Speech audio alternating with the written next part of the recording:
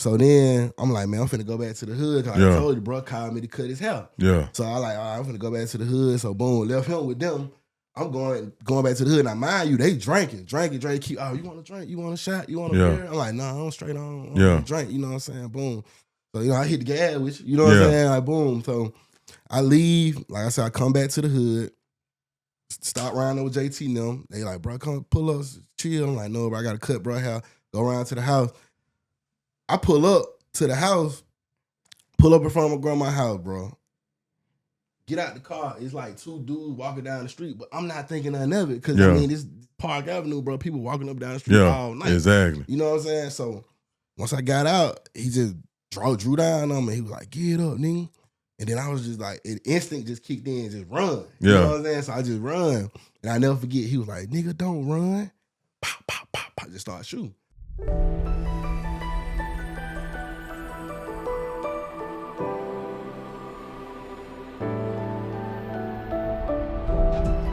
We good.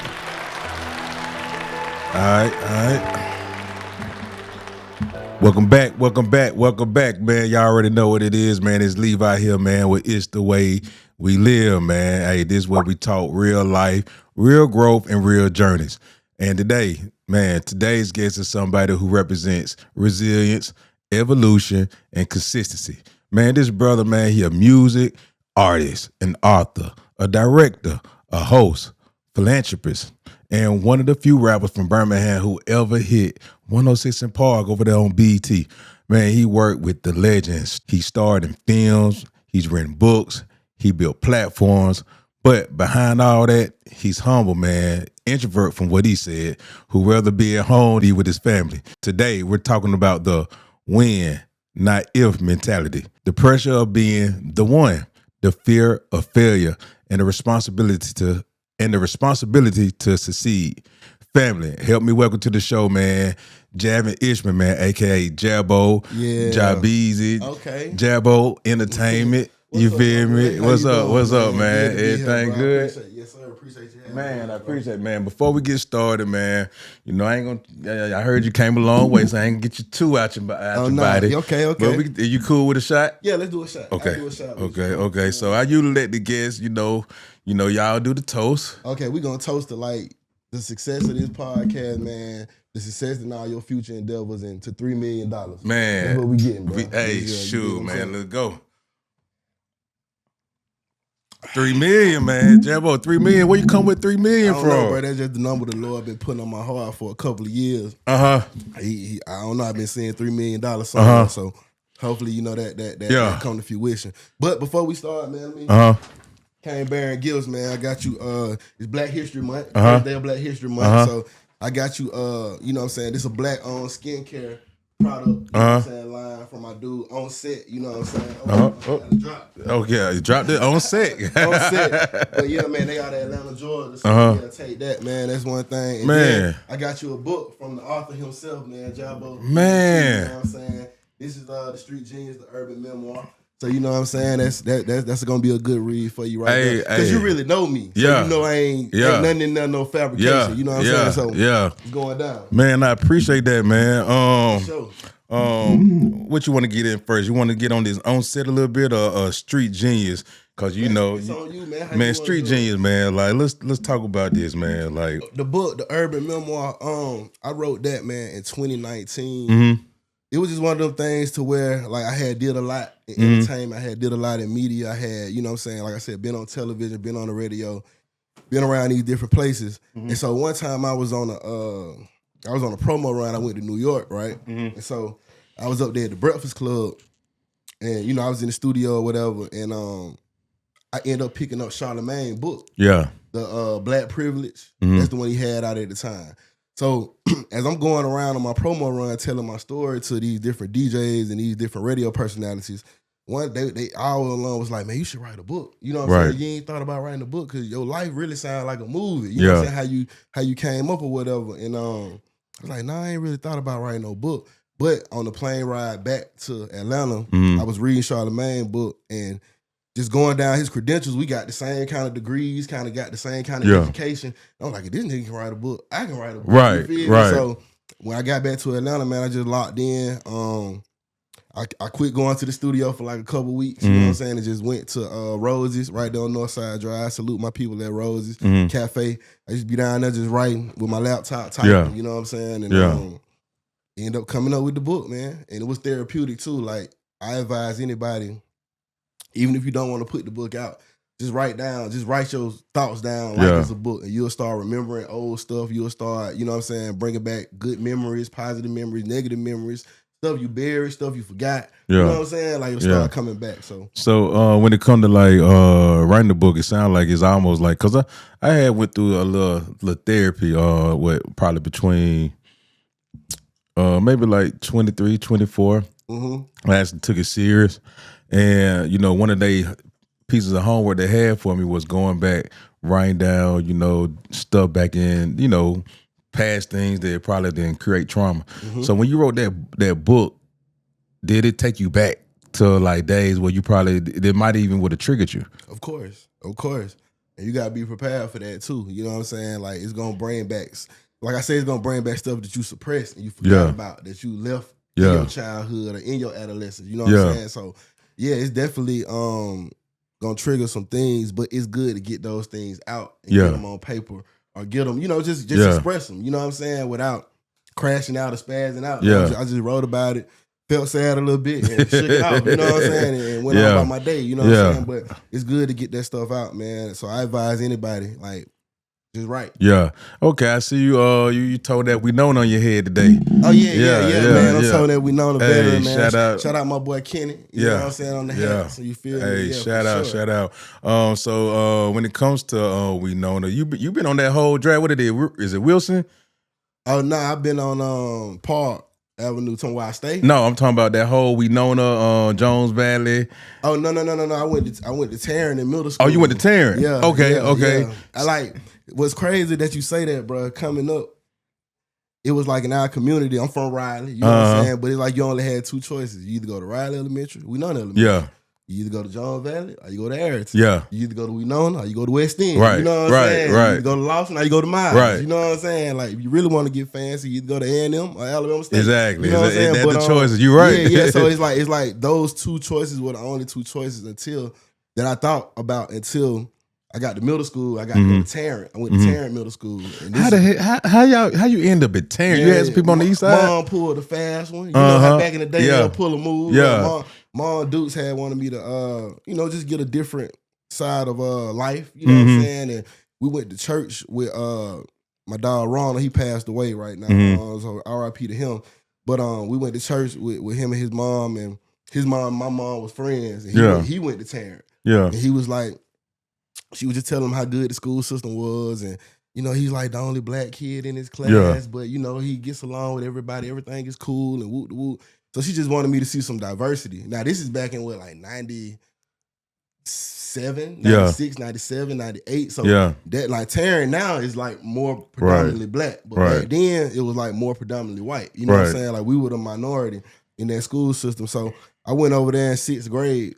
And I enjoyed it, man. I ain't gonna lie, I kicked it, bro. Like, it was fun. I had all my little white homeboys. Shout out my boy Brett, my boy Adam, John, Bruce. You feel me? Like, so they were my partners. So everything was cool. Yeah, bro. Everything was cool. That's crazy. Yeah, I never would have thought, because before I actually tapped into the inner city, you know, my mom had me at a private school at Bessemer Academy. So I started with majority white. Okay, and then, like I said, from previous conversation with other folks on the podcast, you know, she went through a little misfortune, you know, bad financial decision. Now we back in the Roosevelt City community. Right. So it's funny that you like. It's like I feel like I connect more and more with you every day. Yeah. Because it's like a little snippets that it's like you always come back into my little life cycle. I step back into your world, man. Our life intertwined. But it was cool being over there, man. It was like, because those kids didn't care about what the kids we know the elementary cared about. Yeah. Now, you know what I'm saying? Like, them kids want to study in J. It's different. You know what I'm saying? Different. Like, them folk going to lake houses, and they got summer houses, and they riding Sea-Doos, and you know what I'm saying? I'm getting to be a part of that. Yeah. You feel me? Because I'm popular. You know what I'm saying? I got that. I was, popular. So, man, shout out to Tarrant Middle School, man. But in high school, I ended up transferring because I just wanted to. This is the real reason I transferred, bro. Mhm. I ain't gonna even cap you down. They had a rule at Tarrant High School where if you had like perfect attendance or didn't have no tardies or something like that, you wouldn't have to take your finals, exams, and you know what I'm saying, the class, you just passed the class. Right. And I was staying with my boy Randy. Shout out my boy Randy. You know what I'm saying? I was staying with Randy. His sister was going to Huffman at the time, but they stayed on the east side, so we would have to wait till his sister ride come. But anyway, long story short, I ended up being late a lot of days. Yeah. So I knew I wasn't gonna pass those finals, bro. I was like, oh no, man, let me get out of here. Yeah. So my dad had gone enrolled me in Winona. And then when I got to Winona, man, it was all ball. You know what I'm saying? It was like I came there. Shout out that boy, Mr. Gaston. Gaston used to go through it. Mr. Gaston looked at my transcript right now. Now at Tarrant, I'm like a BC student. I might got an L2 on me, you know what I'm saying? But I'm BC. Man, nigga looked at my transcript. He said, oh, yeah, son, we need you over here. Like, this is what we need. Come on, like. So he let me in the school, man. That's crazy because you always been we know this, like we know this to.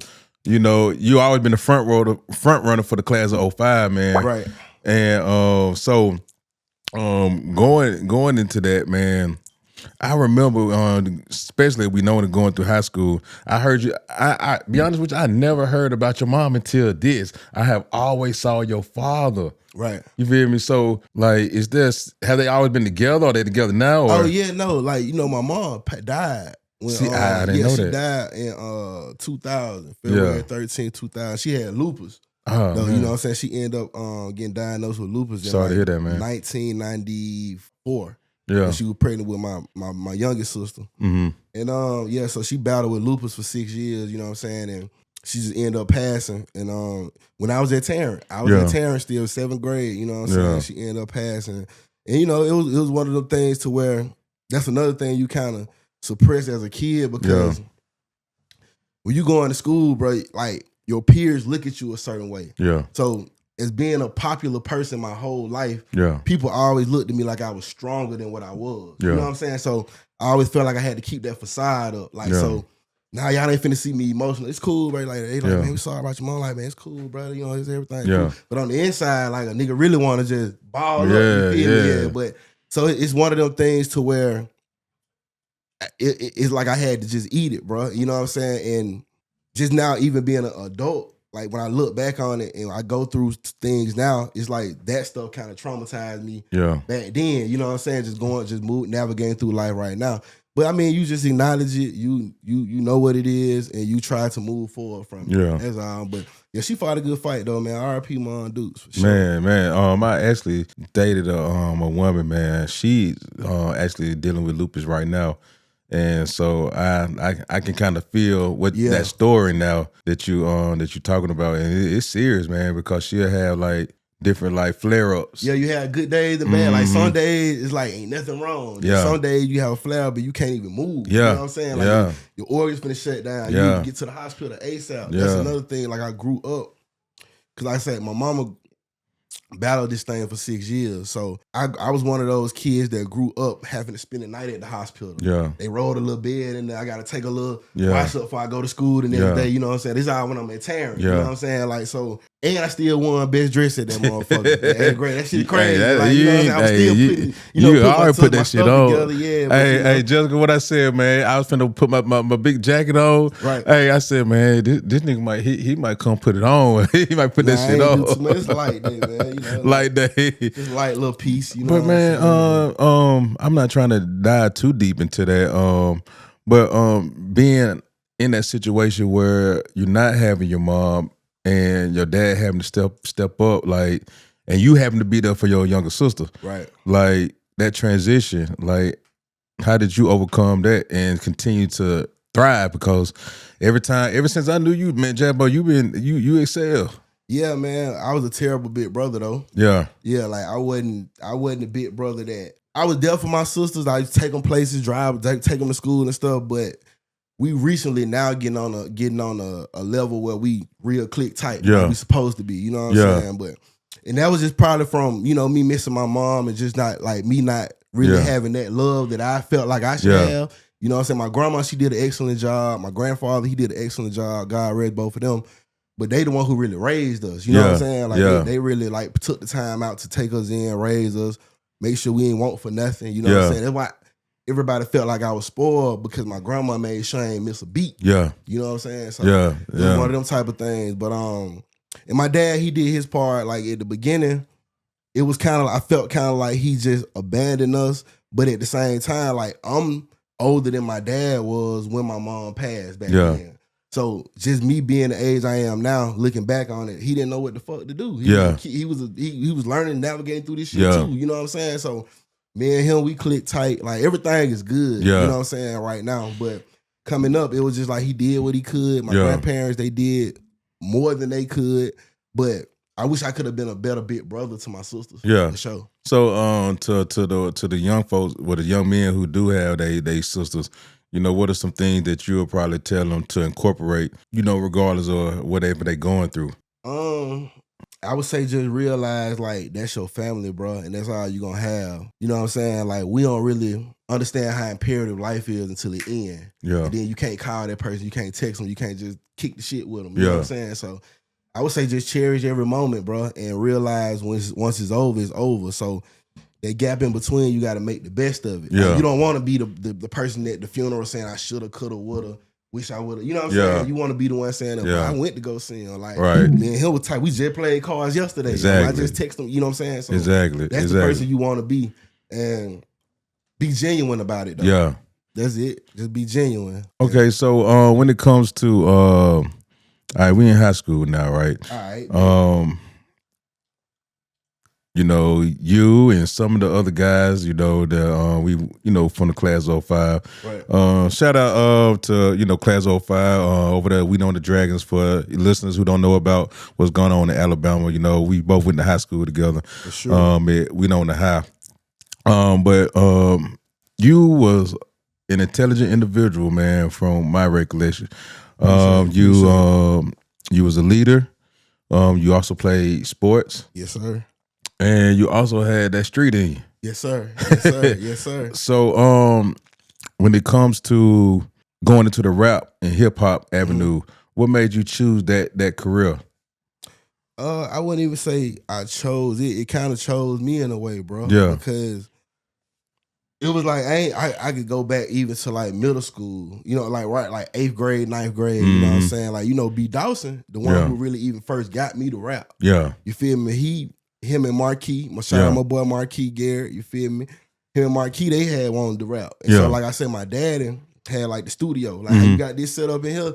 We had this at my house back when I was in elementary and middle school. Oh, for real? So y'all been doing this. My dad, he musical, bro. Like he would play back in when he was a teenager. He was in bands and, you know, just everything. So, you know, I had a gospel group, God's Children, all them boys. So, you know, I've been around instruments and studio equipment and stuff like that my whole life.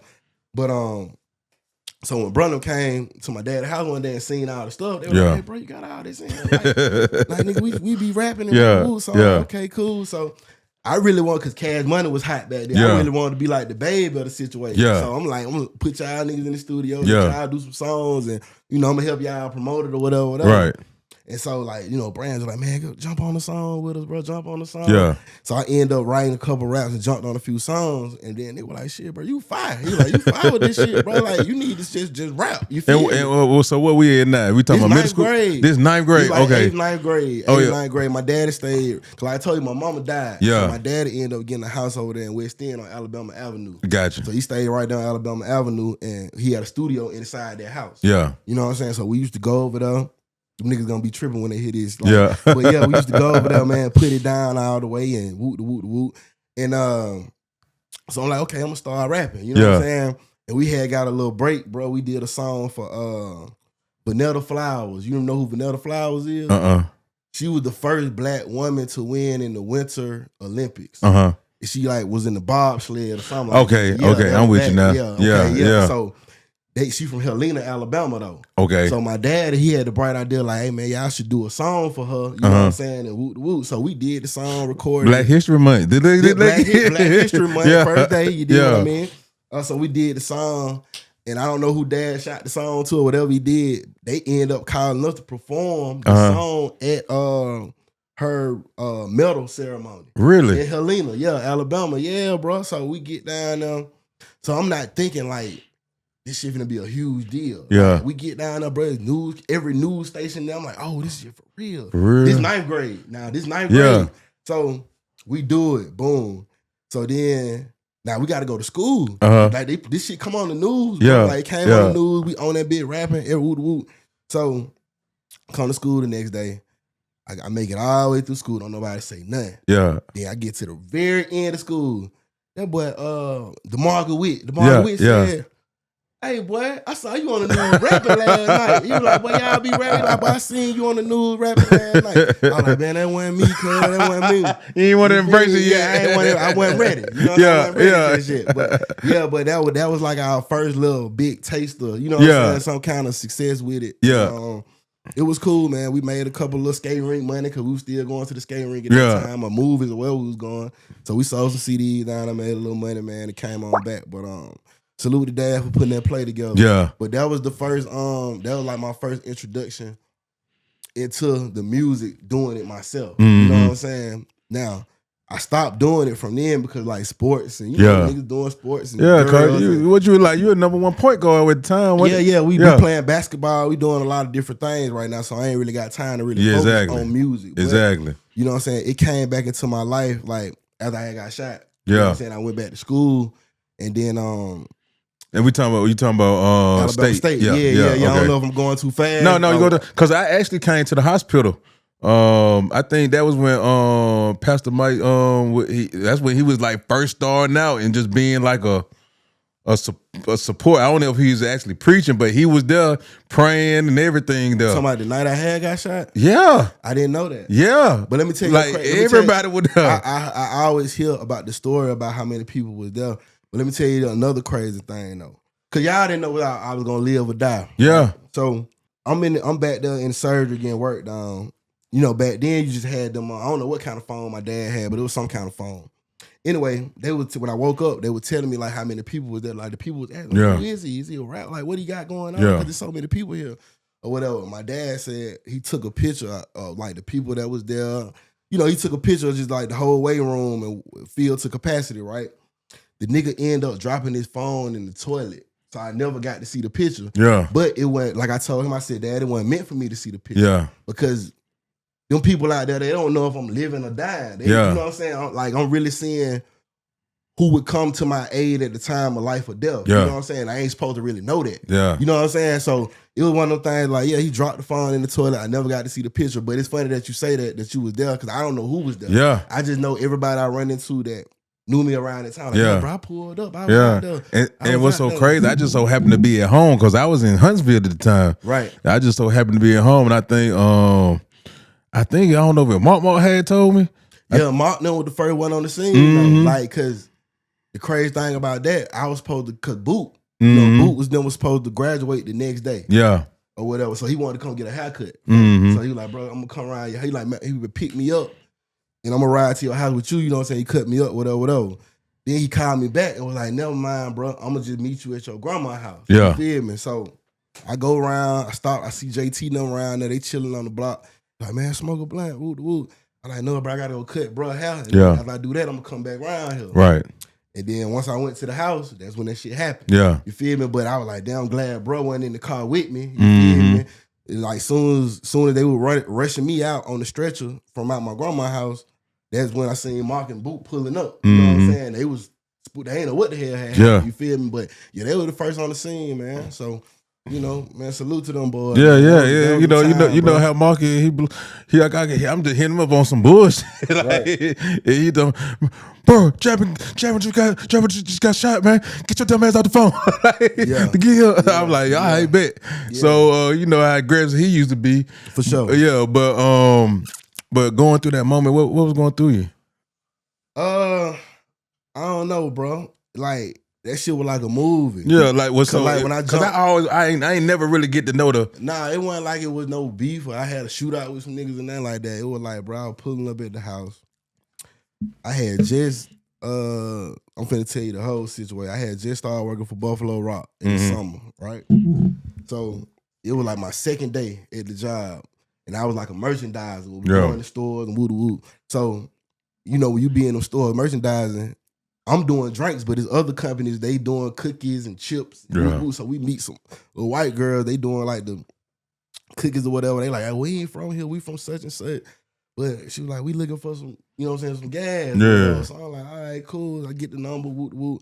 So, long story short, my coworker, he called me like, yo, bro, I'm up here with him now, bro. Brian, you know what I'm saying, Brian, they ready to get the woo. Yeah. So I take the gas up there to him. You know what I'm saying? We smoke or whatever. So then I'm like, man, I'm finna go back to the hood. Cause I told you, bro, called me to cut his hair. Yeah. So I like, all right, I'm finna go back to the hood. So boom, left him with them. I'm going back to the hood. Now, mind you, they drinking. Keep, oh, you want a drink? You want a shot? You want a beer? I'm like, nah, I'm straight on. Drink, you know what I'm saying? Boom. So, you know, I hit the gas with you. You know what I'm saying? Like, boom. So I leave. Like I said, I come back to the hood. Stop riding there with JT and them. They like, bro, come pull up, chill. I'm like, no, bro, I got to cut, bro, hair. Go around to the house. I pull up to the house, pull up in front of my grandma's house, bro.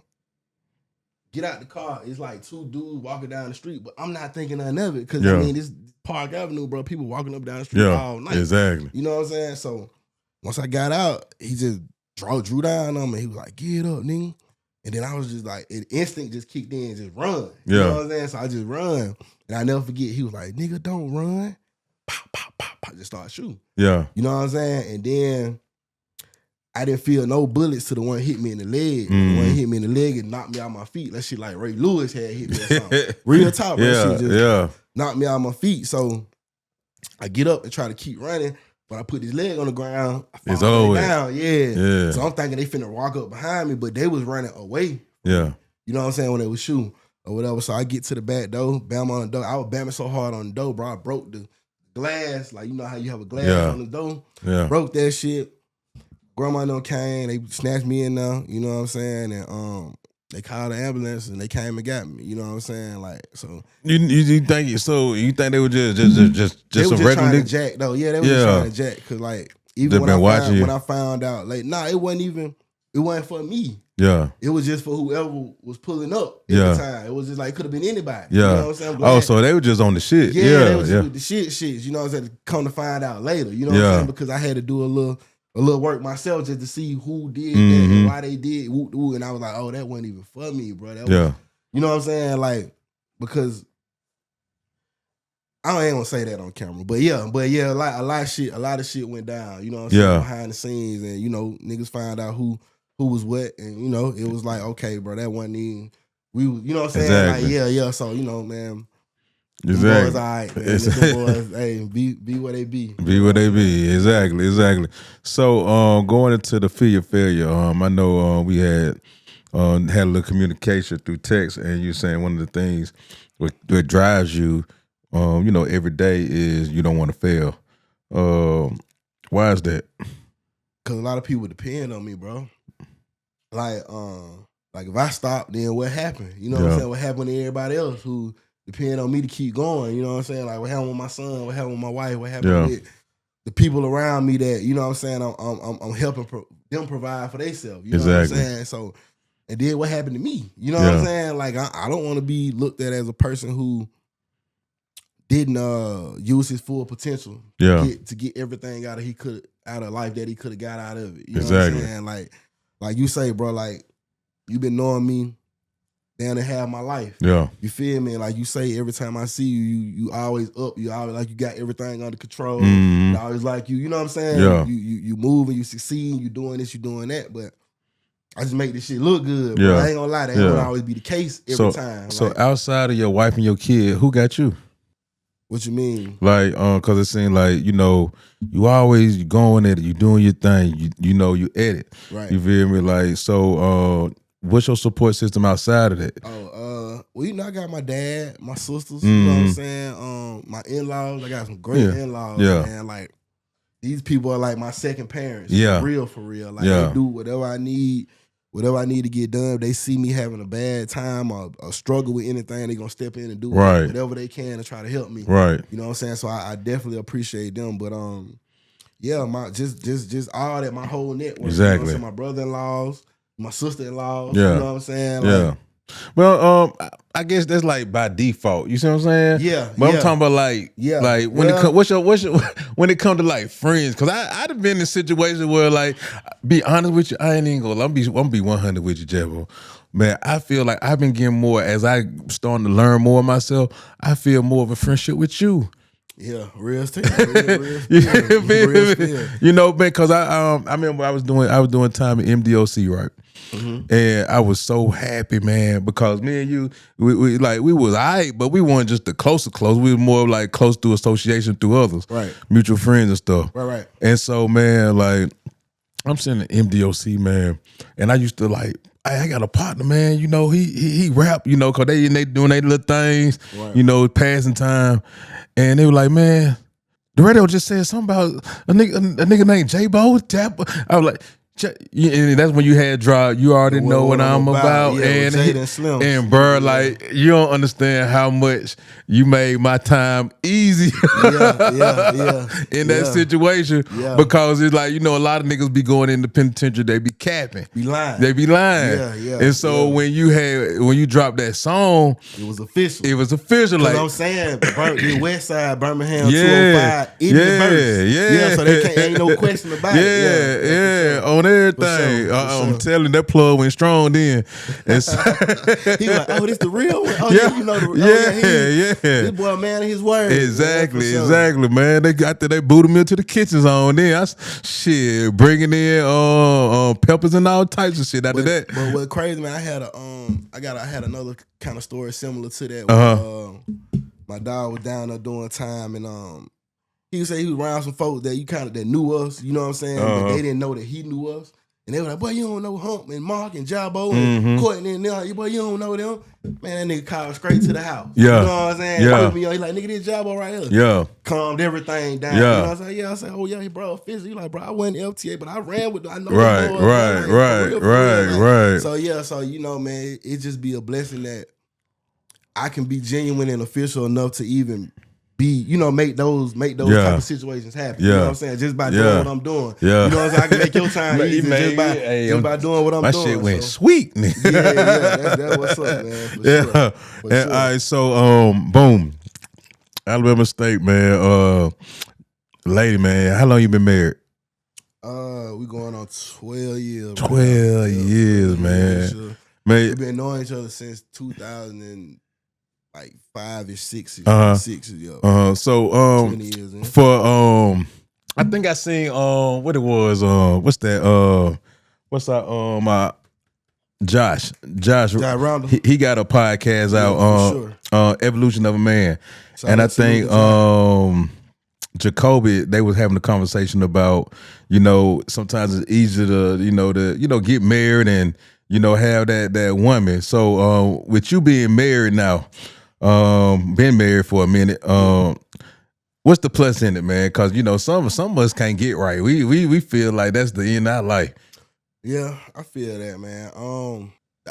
The plus in it is you got somebody, if you marry the right woman, you got somebody that's gonna make your other half better. Yeah, if that makes sense. Like it's a lot of compromise that go in marriage. You know what I'm saying? You can't win them all. You can't win every argument. You know what I'm saying? So you got to compromise, give and take. Yeah, you know what I'm saying? And I don't be really having no advice for married people because it's so many variations that go into different marriages. Right. Like people dealing with their own traumas. That's real. Haven't dealt with shit. You know what I'm saying? So how can I tell y'all to stay together when this man got to deal with something he need to deal with? She need to deal with something she need to deal with before they be with anybody. Right. You feel me? So I would just say try to work it out and try to make it last as long as you can.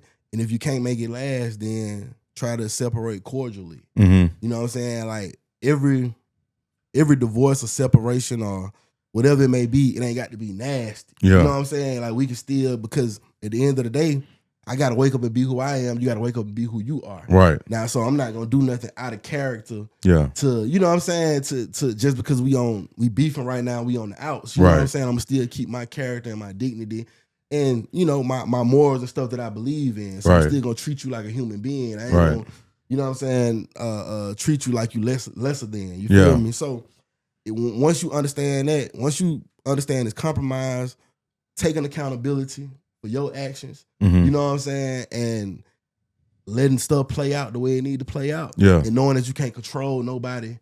Like, what's that saying, that scripture, God, thank you for the serenity to control the things. I know exactly what you're talking about. Yeah. You just need to know right exactly. there, like, and the difference to tell the difference between the both. Yeah. Or whatever. Like, so yeah, control what you control, man. Compromise.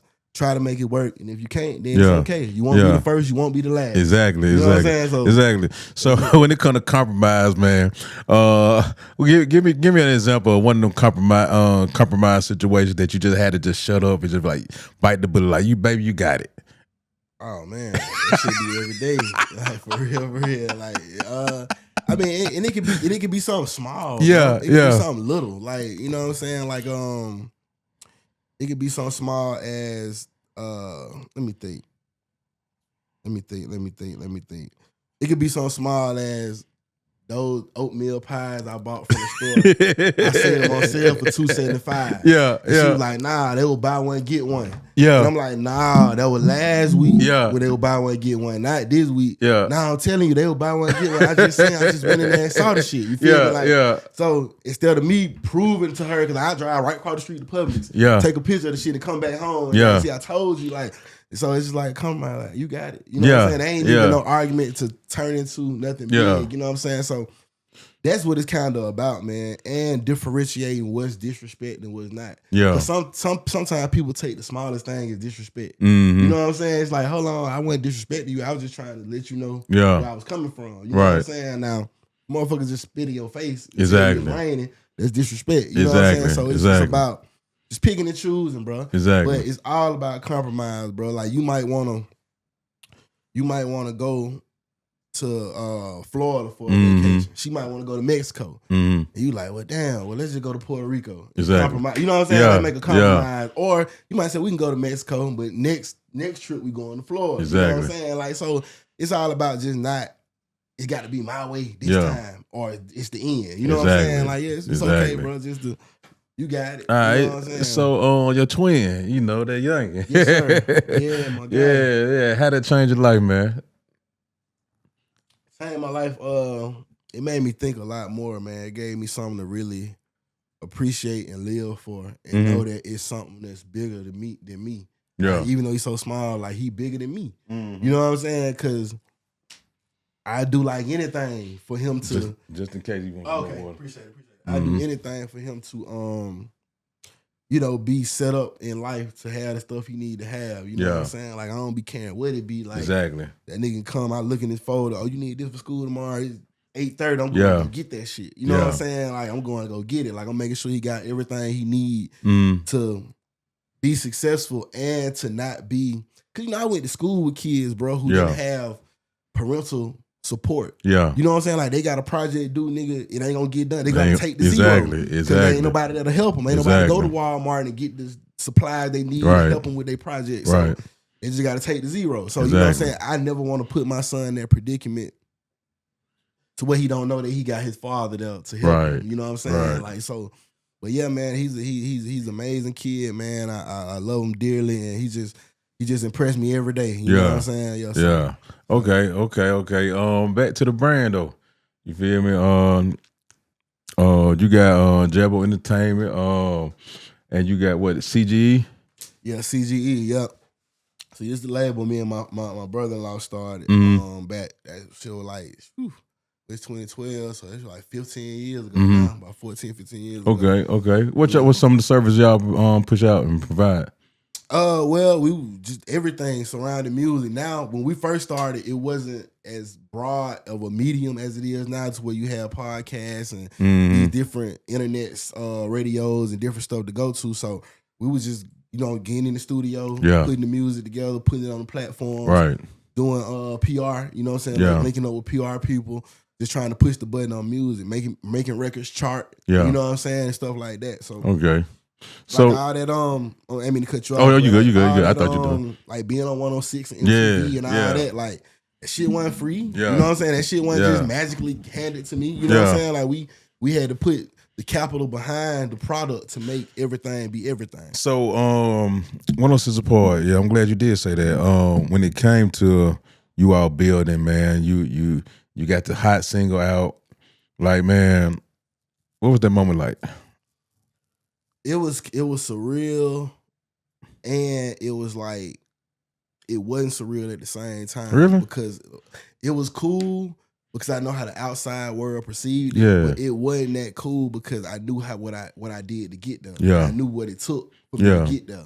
So, you know, it was like, it's dope. They playing my record. Like, I'm really writing my own history right now because can't nobody take this from me. Right. You know, nigga, I got Lil Bow Wow saying, that was the new joint, my man Jabo. You know what I mean? This Lil Bow nigga, my sister had this nigga post on his wall. Exactly. This nigga shouted me out. You feel me? So it was one of those things to where I didn't get to go to 106 Park. I watched it on TV like everybody else. You know what I'm saying? So I was at the house and I was just watching that shit and I was like, damn, bro, I own this bitch. Like, this shit for real. You know what I'm saying? Like, it's the real deal now. I'm in the big leagues. So when you see that, you saying I'm in the big leagues, as an artist in that moment, what are the things that you wish you could have took advantage of, or what are the situations that you probably would have did better if you could do it all over again? Or is it any situation? Not really. I think I did what I needed to do at that point because once I hit the TV, it's like the shows kind of went up a little bit. I ain't gonna say went up, but they started coming in more frequently because now the surrounding areas, they like, oh, okay, this kid here, whatever. One thing I wish I would have done was mess with 95.7 Jams a little earlier than I did because I skipped them, if that makes sense. And I didn't know like radio niggas be feeling some type of way about it. But I didn't start rapping in Birmingham. Yeah. I started rapping in Montgomery. I was in college, you know what I'm saying? When I started, you know what I'm saying? So more people in Montgomery know me as a rapper than in Birmingham. Exactly. You feel me? So that's why I was doing talent shows and open mics and shit like that. So when it came time for me to do the radio and you know, put the record in markets, I just listened to the niggas who was working my project. Like, hey man, we need X amount of money and we gonna, you know, push the radio button. Yeah. Not knowing I should have told them, hey man, hold up. I'll tap in with 95.7 Jams first because that's where I'm from. That's my hometown. And I want them to support my record. You know what I'm saying? I had already pushed the regional button beforehand. And so it kind of left them out there looking like, what damn? What happened to us? Yeah, what happened to us? Like, he spread this money up to everybody else. And, you know, he playing in North Carolina and Florida and all these different places. So basically in the city, do you think Birmingham's somewhat try to blackball you in a sense? I wouldn't say blackball, but I don't think I got the support that I deserved as being one of the front runners. Because I used to go in these rooms and tell these people, just say, man, say you from Atlanta. Yeah. Like, nah, nigga, I'm from Birmingham. Yeah. Like, no. Like, so I used to always go in and rep Birmingham. So I wouldn't say they blackball me, but I think they could have fucked with me a lot harder. Like, I don't be on none of these niggas' lists, bro. They make the list top 50 Birmingham rappers. And I don't be on these niggas' lists. But when you put my credentials and my accomplishments up to the top 10, they can't stand beside it. Can't stand beside it. They can't stand beside it. So, I mean, I might not be as popular because when I started rapping, it wasn't social media. I was out of high school. You know what I'm saying? Like, I ain't have we got CDs. We dealing with CDs. I ain't got B-Bo and all this, you know what I'm saying? So, the most we had at that time, I think, was SoundCloud. Probably had SoundCloud and all that, but I'm just saying as far as getting my fan base, like a lot of these younger artists that's younger than me, like your YBN the Mirror, you know, salute Lil Bam and you know, TLE Cincos and stuff. Like, these people went to school and they got all their fans from school. You know what I'm saying? Like, like niggas they went to school with, like, oh yeah, we tapping in, we this, that, and the third. So I wasn't rapping in high school. Exactly. So like when I was rapping, nigga, like I had some homeboys that really didn't even fuck with my music. Yeah. But they probably be homeboys. Yeah. Just cause it was me doing it. You feel me? So it was like, you know, I had to go battle through that as well. But speaking of that real quick, so how do you deal with them type of I'm gonna say them type of niggas? You know, how did you have to adjust, you know, being with people that you were with every day, hanging with, probably, you know, we doing whatever. Yeah. And you know, they ain't standing strong behind you. Cause I see that now in the podcast. Right. You kind of just don't deal with them because at the end of the day, you can't even really put no energy onto them. It's like, whatever you gonna do, partner, you gonna do that. You know, it's cool. You know what I'm saying? But I gotta focus all my energy onto what I'm trying to accomplish. Right. You know what I'm saying? Like me putting negative energy into you and, oh man, that nigga old hoe ass nigga, man. Like, Nah, God bless him, man. Yeah.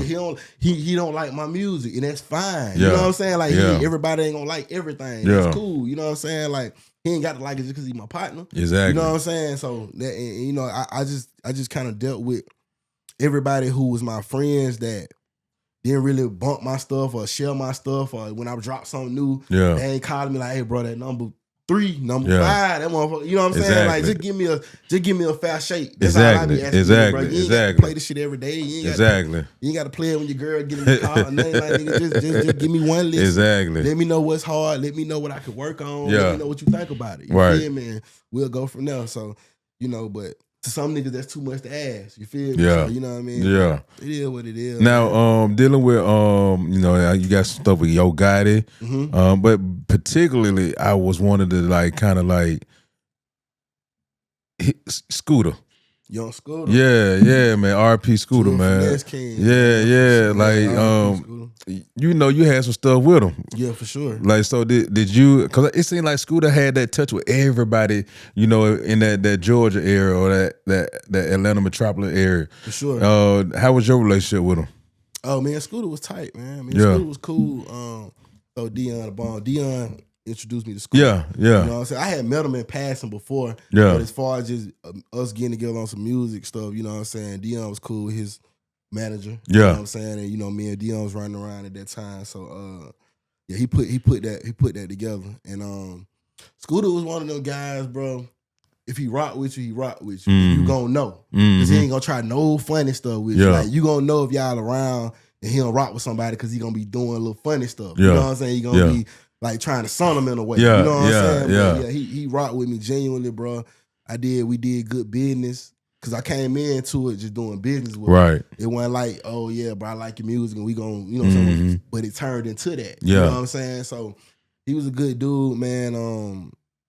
One of them guys that come in, drop something. He had a good ear for music, a good ear for beats. You know what I'm saying? He would give young producers a shot. You know what I'm saying? Like that boy Twan, Chop House Jay, and you know what I'm saying? Them boys there, man. So like, he was one of them dudes, and he was one of them dudes that if he liked your sound, he was gonna tap in with you every time. Like I done been in the studio with him, and producers be to send him beats. Or I might be a producer there trying to play beats, and he ain't feeling it. Man, call Stat Boy Twan. Stat Boy send me a pack. Stat Boy send him right then. Like, call Boy Chop House send me a pack. Like, they gonna send it right then. You know what I'm saying? So he was one of the ones that knew what he wanted to get out of music. Gotcha. Yeah, you know what I'm saying? And I was just blessed to be around him because being around him solidified you with Future and Casino and all these other different people, you know what I'm saying? Because they rock with him tough. So they like, if he rocking with you, you must be all right. That's you know what I'm saying? Like, and I done had a few times around Future too. That was dope. You know what I'm saying? Okay. When it come to let's get to these skits, man. What made you want to transition to the skits? Because I seen you doing a lot of stuff with Country Wayne, and I always ask you like, what Jabo at now, man? Like it seemed like you tap back in, and then it's just like you. Yeah, man. So with the skits, that was the thing I did with my dude DJ Southern Bread. Chase Walker. He the one that filmed Country Wayne skits, so he be behind the camera. He called me one day, bro, and was like, "You want to do a skit?" And I was like, "Yeah, cool." I didn't even know for Country Wayne. I didn't ask. I just know my dog hit me. Do something. I'm gonna pull up. Pulled up. It's Country Wayne. Cool. So Country Wayne was on some, bro. I listen to your music, bro. I like your music. I know who you is. I'm like, bro, you know, I'm just, you know what I'm saying? I ain't making no noise. I'm coming. Nah, bro, I know who you is, bro. So we did the first skit, and it was like the shit just kind of grew leg. It was so organic. It was like grew leg. They called me back the next week. Like, we're gonna do a couple more. All right, boom. So they were like, now the fans kind of calling for you, bro. So then they had to pay me. You know what I'm saying? Like, so. That was cool. So I ended up doing maybe like 20 or 30. It's like we did like a full season of. So let me ask, like, what's the type of pay when it comes to doing skits like that, man? You know, not saying Country Wayne, but I'm just saying just a ballpark. Well, I mean, it depends on who you working with, bro. Like some people, you give me a range. Some people have budgets set up to where they making an X amount of dollars on YouTube off the content. So let's just say somebody making $20,000 a month on content. Now, he in the content, but he using other pieces too. So he might say, man, we shooting Tuesday. I got $400. You know what I'm saying? So we shooting 4 skits. Yeah. So it's pretty much $100 per skit. You know what I'm saying? So you might make $400 this week. Next week, come around, you know what I'm saying? We need to shoot some more because he dropping them. We dropping them. You know what I'm saying? So you need more content. So next week, I said, bro, we gotta shoot 6 of these bitches. Yeah. I got 1,000. You know what I'm saying? Like 1,000 per actor. You know what I'm saying? So it just be different prices. It kind of fluctuate like that to what he's shooting and you know what I'm saying, what's going on. So you know what I'm saying? But but I got there before, let me cut you off. Oh, good. I got there before he was like the $1 million deal. You know what I'm saying? On his way up. How Mike Blex and shit. Yeah, like we was on the grind with him. You know what I'm saying? So what was it a situation where he didn't probably like need the services no more, or you just like this ain't really me? I did my time. Honestly, man, I think because a lot of the skits be imitating life, real life. So people used to ask me all the time, are them his real baby mamas? Or them his real kids? Or you and the girl together for real? Like, nah, bro, like all this shit fake, but the storyline is kind of real. Yeah. Because like he do got them kids. Yeah. You know what I'm saying? And he do got a lot of baby mamas. Yeah. And he do pay a lot of child support. You feel me? So I don't know if the baby mama was like, okay, nigga, we tired of you picking at us with these skits. Cause I mean, if you a baby mama sitting on the other side of them skits, exactly, them hoes ain't appealing. See, I thought there was someone with the real baby mamas. Nah, all of them be like actors. Yeah. But you know, I don't know if they felt like he was using the skits to pick with them or whatever it was, but it just came to a point where I think the train just came to the station, bro. It was like, okay, we did this enough. Boom, we going on to another storyline. Yeah. You know what I'm saying? So I see what you're saying. I think that was one of those things. Like I didn't mess with these girls enough. I didn't beat a dead horse. Yeah. Like, let's do something different. We're gonna do something different. So if he would have came back around and offered you something to do, would you do it? Oh yeah, because me and him did skits with just me and him before. Okay. Yeah, we got like maybe like 2 or 3 with just me and him out there. You know what I'm saying? When I was on the road with him and stuff. You know what I'm saying? Florida, like, ice cream. That just was so funny, man. The one when I had the girl in the hotel room. And when I brought the girl to his hotel room. Yeah. So we got a couple. But so those did good too. Yeah, it was one where you were trying to damn about to snitch you out, wasn't it? Yeah, that when I got home. Yeah, she was throwing my stuff out the house. Yeah. You doing your skits, you doing your acting. How are you able to be an introvert, but everybody who come on the show or everybody I come in life, even myself, we always talk about we introverts, but then seem like we out there in the public. Yeah. It's crazy. It's crazy, man. I don't know. I don't really got no explanation for it. It's just I like being alone. Yeah. You know what I'm saying? I like being at the house, in the bed, watching a movie. Yeah. You know what I'm saying? Just chilling. You know what I'm saying? While the world is celebrating New Year's Eve and 4th of July. Yeah. And we at the party. But now if I'm getting paid to be somewhere, now that's a different story. But even then, I want to go fulfill my obligations. Exactly. Get back to my bed. Exactly. Get back to my house. Get back to my safe space. If sometimes man be feeling like, man, I be feeling like, man, when I do tap into that, it's just like I be feeling like so drained. Talking about when you go out and stuff. Yeah. Oh yeah, it's draining. It's draining to go out, man, because you gotta think, man, you going out. You getting the spirits in, you feel me? You getting the liver, you might get the gas, and you know what I'm saying? So you already sedated a little bit. Exactly. Then the music they playing is even more sedated. They playing, no disrespect to these guys. They playing Young Boy. They playing, a lot of kill music, a lot of murder slide. They playing Lil Baby. They playing We Fucking Hoes. Exactly. So it's like, hey, fucking hoes is tiresome. You know what I'm saying? Like, real talk. Like, you know what I'm saying? All this shit is tiresome, bro. Yeah. So all that's weighing into your mental. Yeah. All that shit is weighing into your spirit, bro. And by the time you get home, you're like, geez, I'm drained. Don't let it be a club and you leave and then you see police posted when you try to pull you over. Yeah. Now you on edge again. You know what I'm saying? So it's a lot of stuff that play into that. Do you feel drained also even when you be doing like community work, when you ain't in that environment, even just dealing with just like, say you helping like thousands, it might be a fundraiser for 1,000 kids. You got to go speak and you got to that too. I mean, it's kind of like it's a difference. It's like a good kind of drain. Yeah. You know what I'm saying? It's like I spent this energy doing something good. Kind of like when you go to the gym.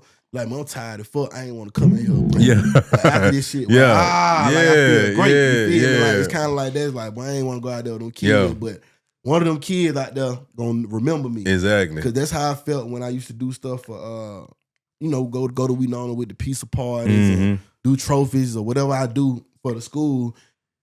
Is somebody gonna remember that? You know what I'm saying? I remember being in the spot one time, bro. And I'm in the spot somewhere I ain't had no business being. And man, one of the little niggas was like, "Hey man, I know you came to We Know and you talked to my class, you gave us some peace and woo, yeah." And I'm like, nigga, what you doing here? But he grown now though. Exactly. I've been doing it for so many years. Like a lot of kids that I talked to and I touched. Yeah. You know what I'm saying? They not touched, whoa. But a lot of kids that I talked to, Paul, a lot of kids that I talked to and made an influence in their life. Yeah. You know what I'm saying? They adults now and they trying to, you know, holler at me. All right. So going to this quick round was a quick fire round. So studio or movie set? Studio. Mm-hmm.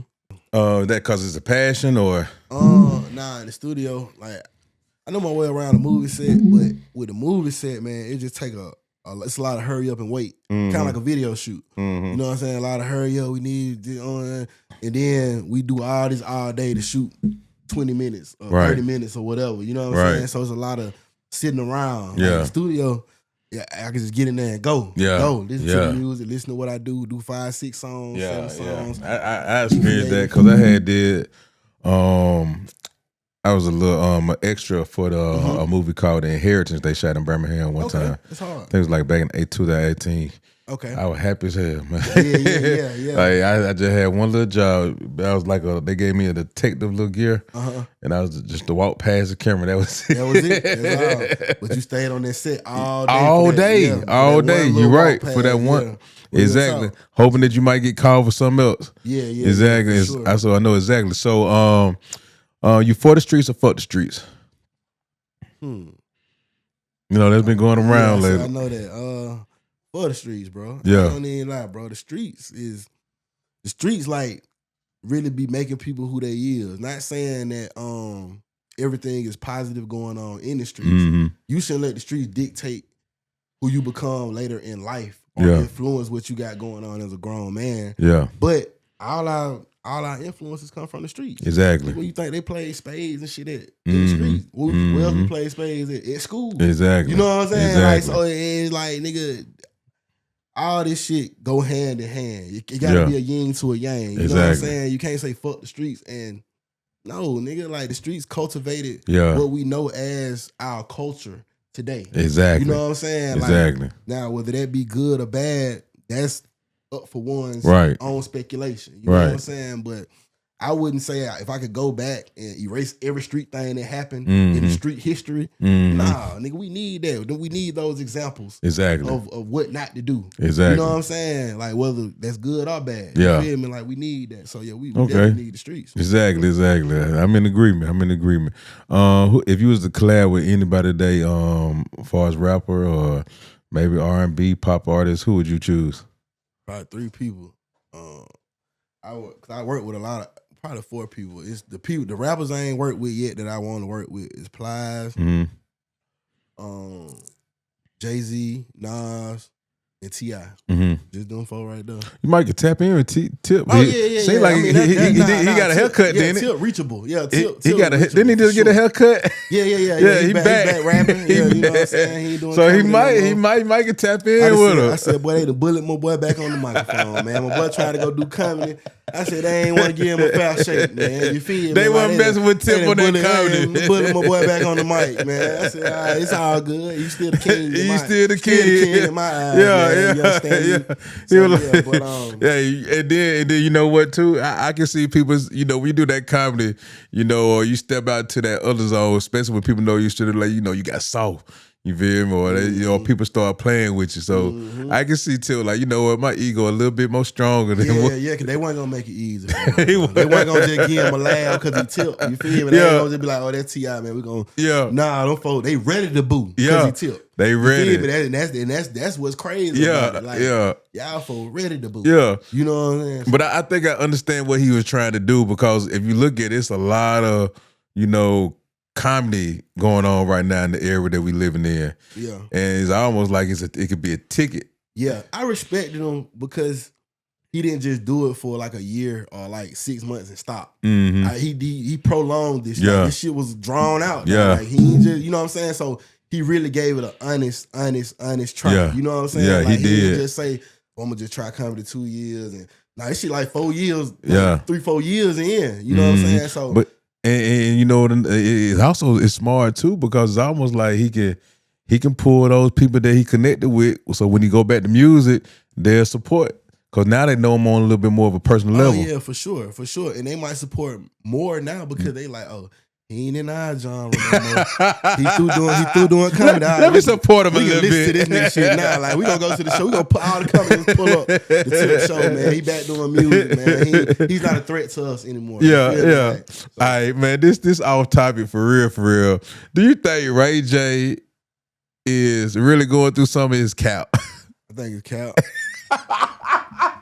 Man, I think it's one of those things where you know, a nigga crashing out, man. Yeah, you know, you gotta think, man, when a nigga can't see his children, a nigga, you know what I'm saying, he going through court cases, he going through custody battles and stuff like that. It'll make you just say the wildest shit just to get some attention, or just to be like, hey, this shit serious. Man, I don't know how many fellas out there. Well, we all grown now, so everybody out there should have been and killed themselves at least one time. Yeah, on the phone with a girl. Bitch, you Levi, I killed myself. And he hang up the phone. And you should be at least one suicide. Yeah. You know what I'm saying? Not trying to be light on suicide. But I'm just saying, like, that's just the extreme a nigga will go to. He's trying to get his point across. Like, bitch, I hurt myself. You know what I'm saying? You got some girl, what motherfucker do it? You know what I'm saying? Like, so, man. I think he's sucking and jiving. But you think he lost out on Princess?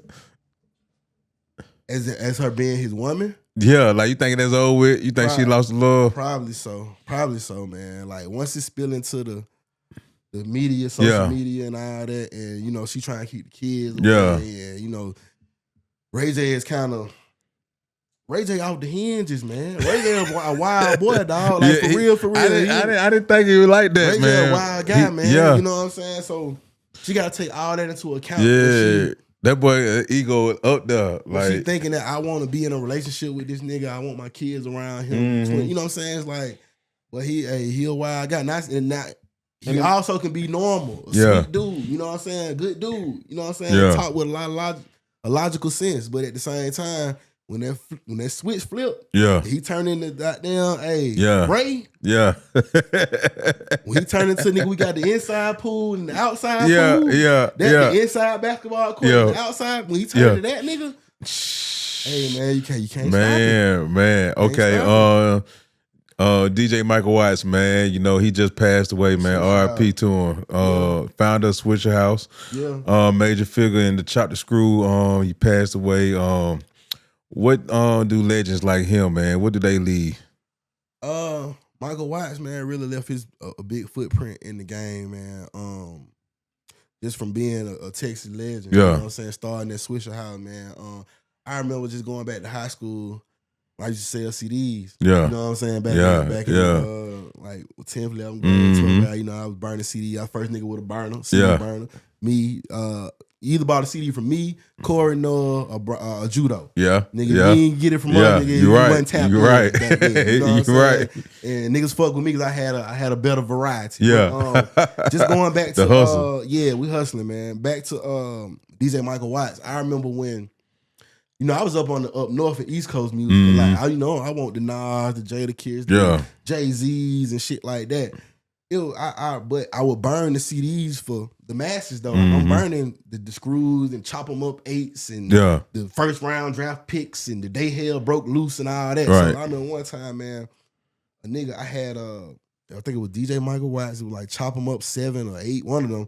But a nigga came to school. He had real Nas CD, I Am and Nostradamus. And he was like, bro, I want to get that Chop 'em Up 8 and that first round draft pick for you, but I ain't got no money. I said, bro, trade me them 2 Nas CDs. Nigga, I give you these and the new Chingy. And I get the 50 Cent, you get all this shit. Exactly. But it was crazy that he wanted that DJ Michael White CD bad. You know what I'm saying? To the point where he was trading me real CDs for burnt CDs. Exactly. Yeah, so it was one of them type of influences that Michael Watts had on the South, especially with bringing Chameleon and Power Wall, Change the Click, you know what I'm saying? Niggas didn't even know Power Wall was white. And that chopped and screw, man, used to hit heavy in the stereo in your trunk. For real, you be drumming.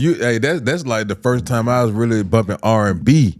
Yeah, but a lot of that is why even when I first got a chance to work with who I wanted to work with in the industry. That's why I even went to Slim Thug. And chose him. Like, my people knew him through some other shit.